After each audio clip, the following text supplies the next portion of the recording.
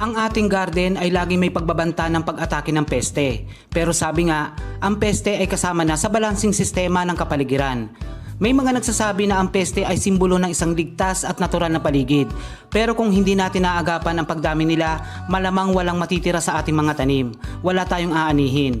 Kaya narito ang isang uri ng pestisidyo na madaling gawin upang mapigilan ang pagdami o pag-atake ng whiteflies, aphids at mealybugs at iba pang peste na may malalambot na katawan. Maghanda ng isang bulb ng bawang, balatan at hiwain ng maliliit. Ang bawang ay isang epektibong sangkap na pumipigil sa pagdami ng maraming peste. Base sa mga pag-aaral, nagtataglay ito ng 50% ng diallyl trisulfide at 20% ng diallyl disulfide. Ang mga ito ay antibacterial at antifungi.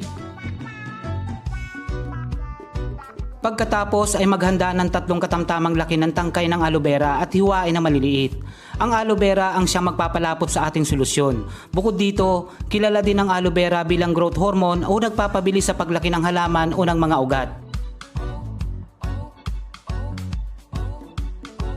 Ilagay sa blender kung meron kayong blender. Kung wala naman ay pwede nyong durugin ng mano-mano.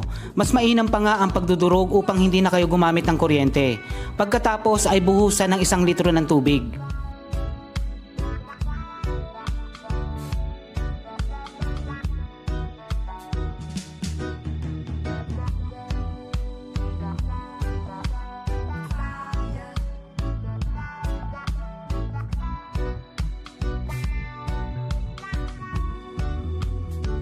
Tiyakin na napino ng maigi ang lahat ng sangkap. Pagkatapos ay salain at isalin sa panibagong lalagyan.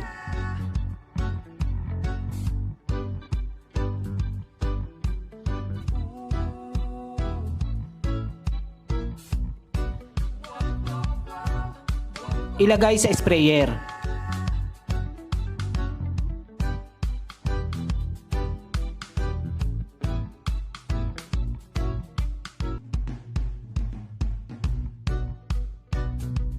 Ngayon ay mayroon ka ng aloe vera at garlic pesticide.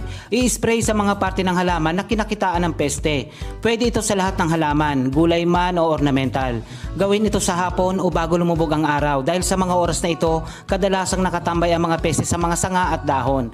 Sapat na ang 1 beses sa 1 linggo ang paggamit nito hanggang sa tuluyang mawala ang mga peste.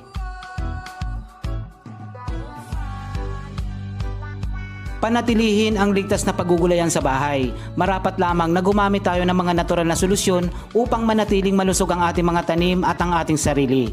Ito po si Kuya Don at sana ay may natutuhan kayo. Maraming salamat sa inyong panonood.